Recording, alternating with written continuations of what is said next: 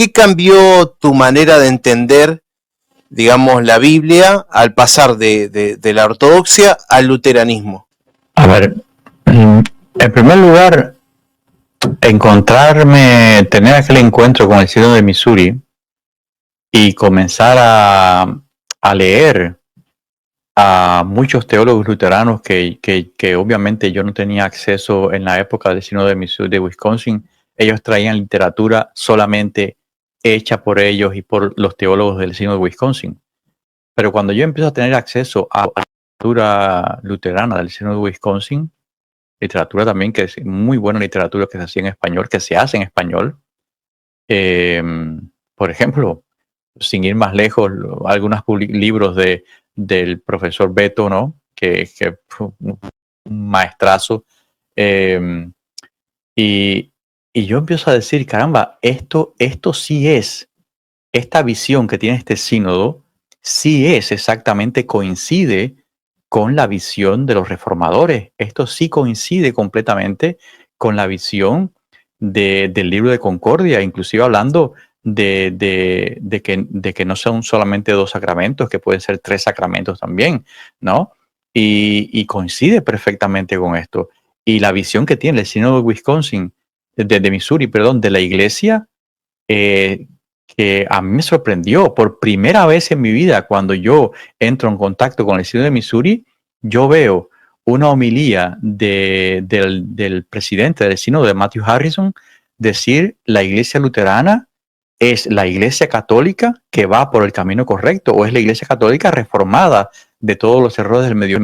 Y cuando yo escucho aquello, la quijada la mandíbula me quedo así, porque digo, este concepto era precisamente lo que yo veía en el libro de Concordia, lo que yo veía y lo que yo creía, que tiene que existir una iglesia, una santa católica real en este mundo, que tenga los sacramentos, que tenga el evangelio, que tenga la Biblia con una concepción genuina de ella, pero no en el sínodo de Wisconsin no la presentan así, ¿no?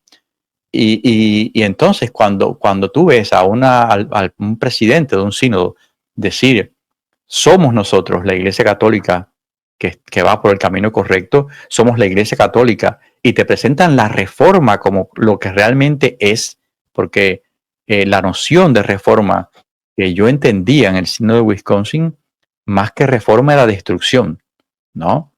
Pero cuando te presentan la reforma como lo que es sencillamente decir: a ver, no es que vamos a derribar el edificio, es que vamos a quitarle las cosas que se han añadido con los siglos, que no van conforme con la escritura, y lo otro vamos a dejar. Eso es reformar. Uno no reforma una casa destruyéndola. Uno reforma una casa quitando una pared obsoleta, no sé, pintando un lugar que está mal, o arreglando otro, ¿no? Entonces, esta visión del sínodo de Missouri concordaba precisamente con lo que yo creía o leía, ¿no?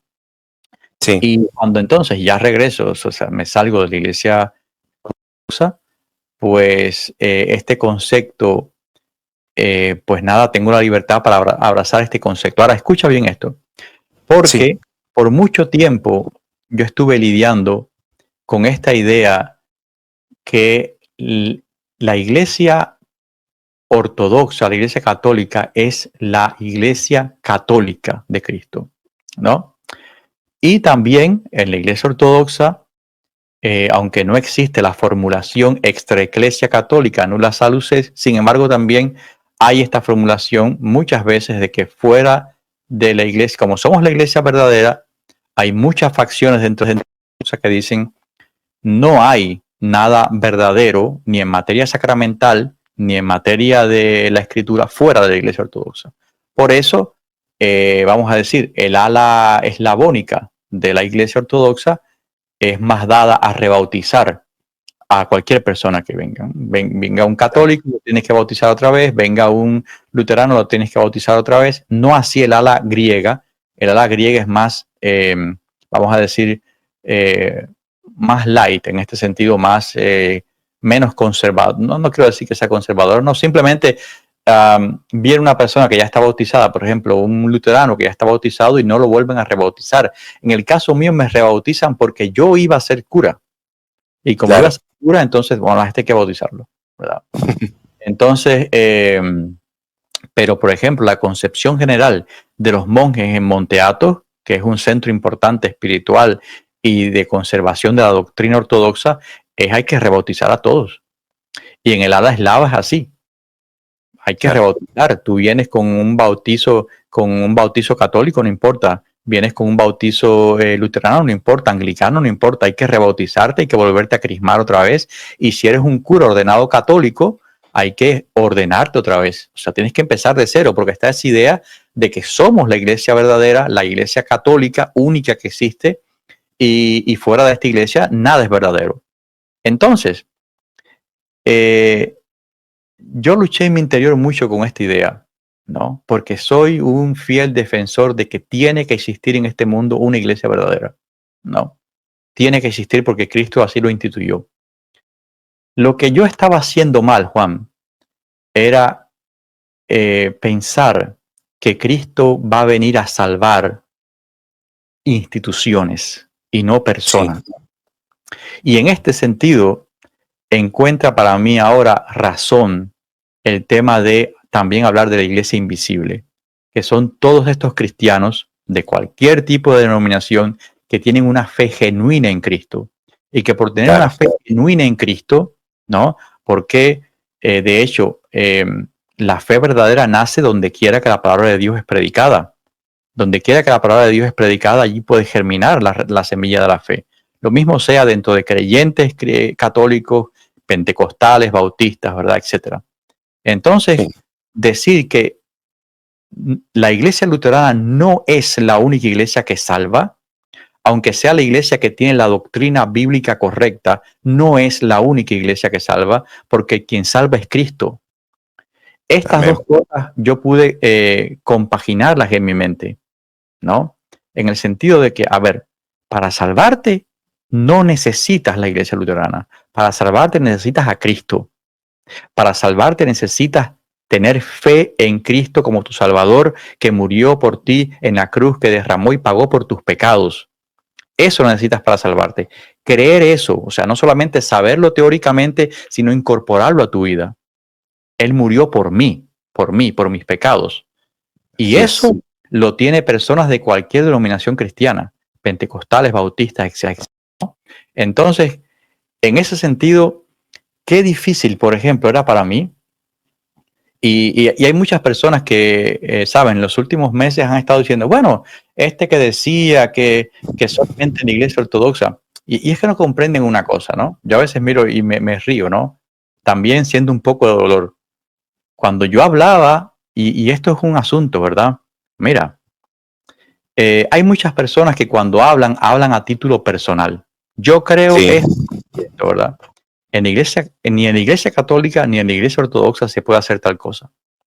En las iglesias, cuando, sobre todo, no es lo mismo cuando habla un laico que cuando habla un cura. Cuando habla un sacerdote católico, cuando habla un sacerdote ortodoxo, tiene que hablar conforme a lo que su iglesia le manda que diga, a lo que su así iglesia es. le estipula que diga.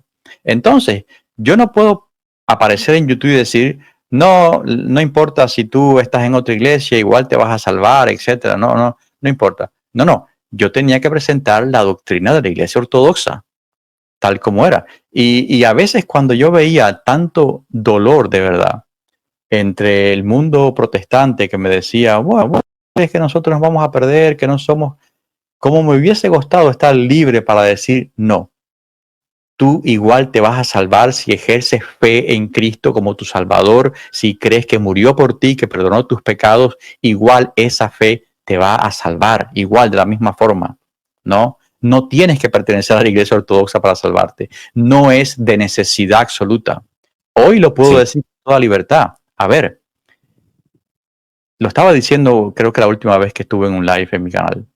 Sí, hay que estudiar la doctrina. Sí, es cierto. No hay que huir sí, de eso, no hay que escapar de eso. No hay que meter la cabeza en un agujero como si fuera un avestruz uno y decir todo está bien. No, no, no, no todo está bien. Hay personas que están haciendo mala hermenéutica. Hay personas que están haciendo una mala exégesis de la Biblia. Y entonces hay que dialogar, no hay que tener miedo al diálogo, porque Claro. no puede haber dos verdades sobre un mismo tema. No puede haber dos verdades sobre un mismo tema. Tiene que haber una sola verdad sobre todos los temas que Dios da. Y tiene que estar ahí. Yo lo he dicho muchas veces. Si la Biblia hubiese sido un libro sellado, hubiese sido un libro oscuro, Dios no nos lo hubiera dado. Pero Dios nos ha dado ese Totalmente. libro porque entiende que nosotros podemos comprenderlo.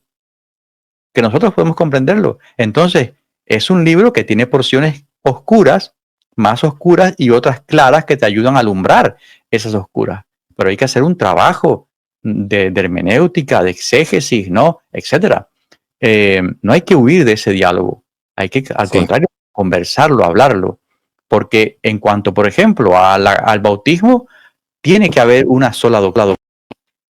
En cuanto a todos los temas soteriológicos, si hablo de la justificación por la fe, tiene que haber una justificación. Cristo tiene que haber muerto o por todos los hombres o solamente por los electos, pero no pueden ser las dos cosas al mismo tiempo. Entonces, Totalmente. hay que excavar ahí, hay que estudiar ahí, en ese punto.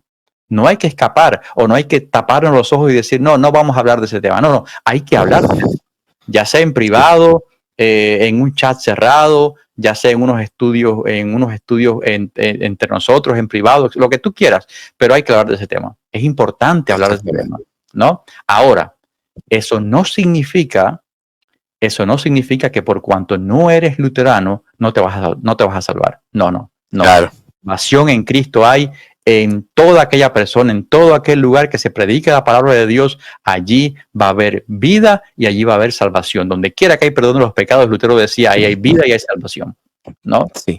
Entonces, esa idea para mí fue muy liberadora. Realmente comprender esto, que es tan sencillo, pero que uno lo olvida tan fácilmente, Juan. Cristo vino a salvar personas. ¿Entiende? A veces la iglesia ortodoxa y la iglesia católica a veces despersonalizan la iglesia, ¿no? O sea, la convierten en una institución, en un edificio, y se olvidan que la iglesia es personas, son gente, son Exactamente. gente. Entonces, a cada uno de ellos, Cristo vino a salvar, y Cristo va a venir a buscar en su segunda venida y va a salvar a cada uno de ellos individualmente.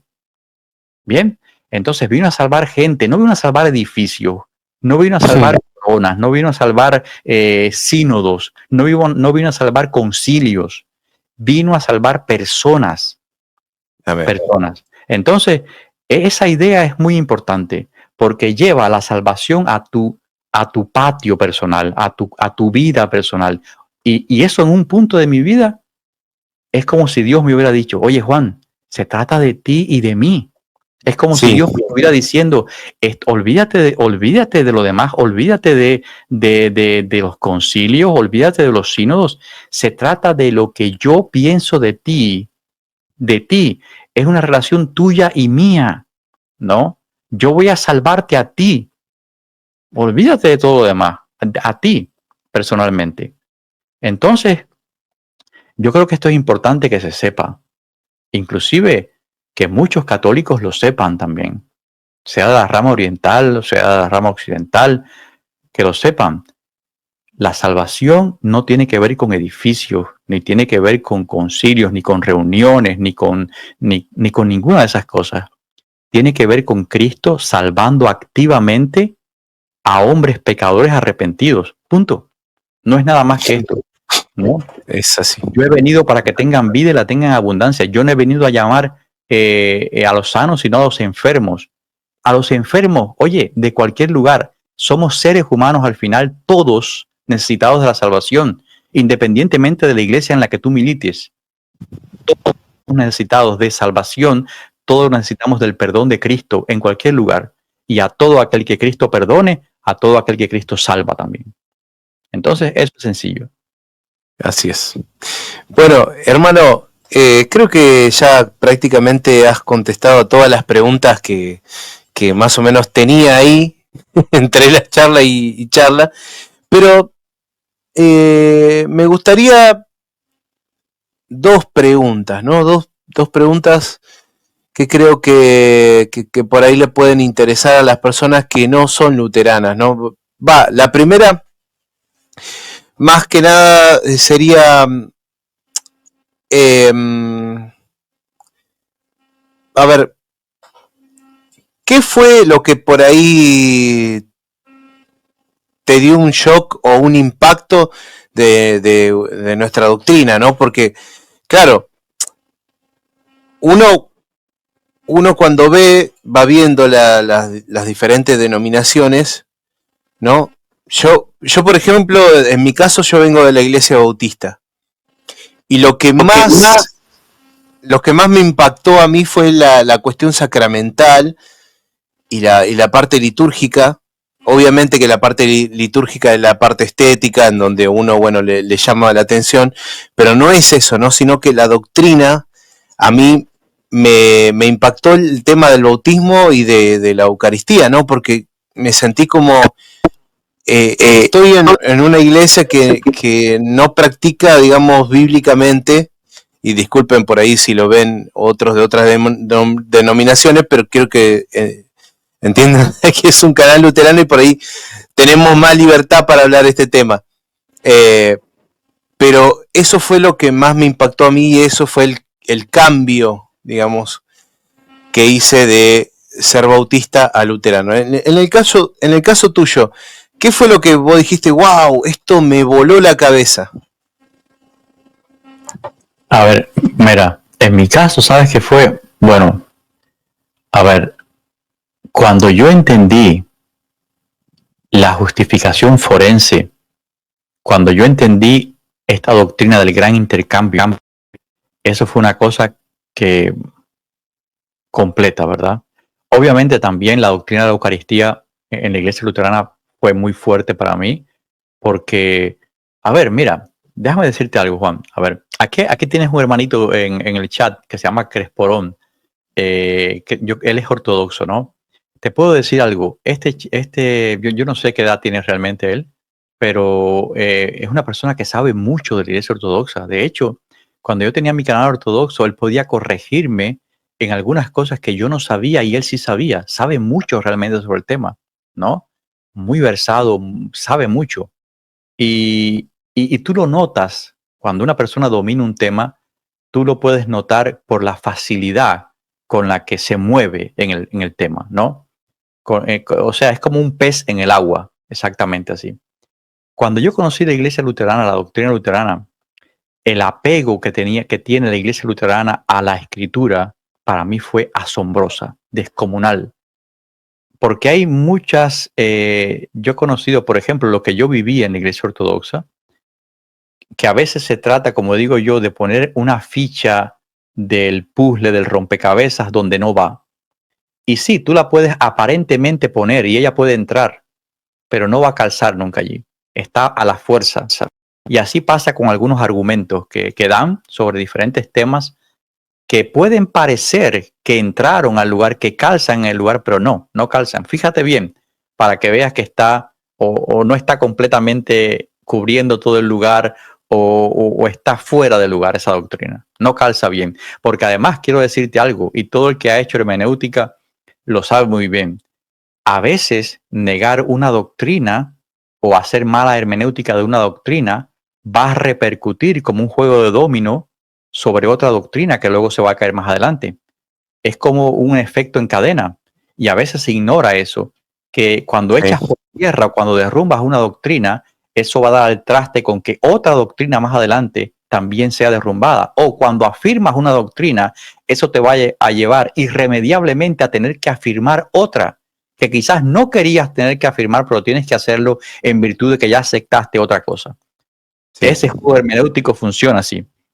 Pero sentir en la iglesia luterana que todo calzaba perfectamente, que todo está en su lugar, que tú puedas hacer una exégesis libre del texto y que, por ejemplo, este axioma de la iglesia luterana que a mí me gusta tanto, no enseñamos lo que la Biblia no enseña, no prohibimos lo que la Biblia no prohíbe y no prometemos lo que la Biblia no promete, a mí me gustó y todavía me gusta muchísimo porque me siento una libertad tremenda. O sea, yo no enseño aquello que la Biblia no enseña. Yo no prohíbo aquello que la Biblia no prohíbo, ni prometo lo que la Biblia no promete. Y eso me deja en una libertad para hablar con cualquier persona de cualquier denominación basado solamente en la Escritura. Basado solamente en la Escritura. Una libertad tremenda.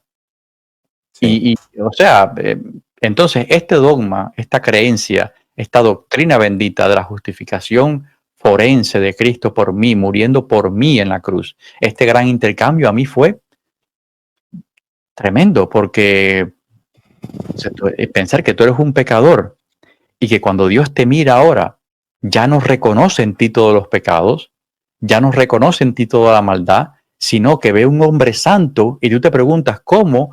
Porque Cristo te ha dado su santidad, Cristo te ha dado su justicia y Cristo te ha dado su bondad, de modo que incluso cuando Dios mira tus obras imperfectas, las ve perfectas, porque ve en ti las obras de Cristo. Eso, increíble.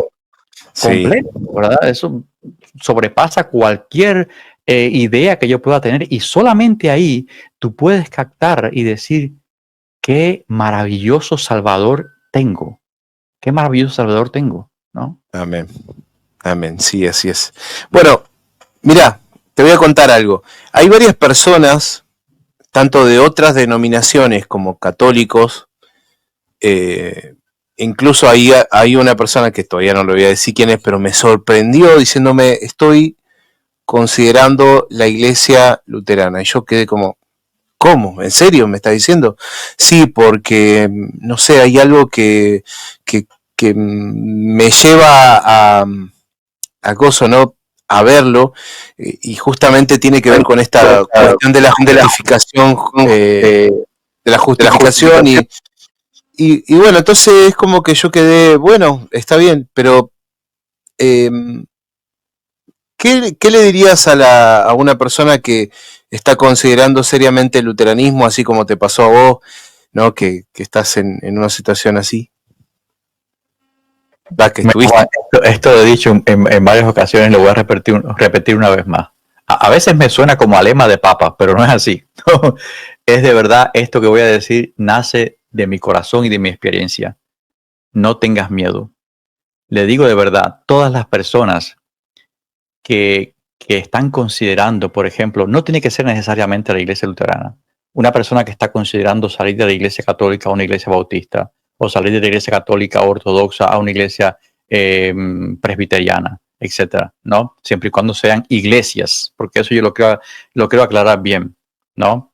Desde el primer momento que, por ejemplo, una institución luterana comienza a ordenar homosexuales y a casar homosexuales, a ir directamente y francamente en contra de la voluntad de Dios, no es que dejó de ser luterano, es que dejó de ser cristiano en ese momento. Ni siquiera cristiano es. Por eso cuando yo escucho a alguien decir, no, porque los luteranos también ordenan homosexuales, yo digo, no, esos son hombres impíos que van contra la escritura, que ni siquiera merecen el título de cristianos, porque van precisamente en contra de lo que Cristo dijo, ¿no? El que quiere ser mi discípulo tiene que permanecer en mis palabras. Amén. Ellos ni siquiera han permanecido en la palabra de Dios. O sea, que ni siquiera son discípulos de Cristo. Entonces, ¿para qué traer a colación esas cosas? Ni siquiera son discípulos de Cristo. Estamos hablando de hombres y mujeres que han caído completamente de la fe y han apostatado completamente de la fe. ¿Para qué decir que son luteranos ordenando, o presbiterianos ordenando, o metodistas? No, ni siquiera cristianos son, ni siquiera.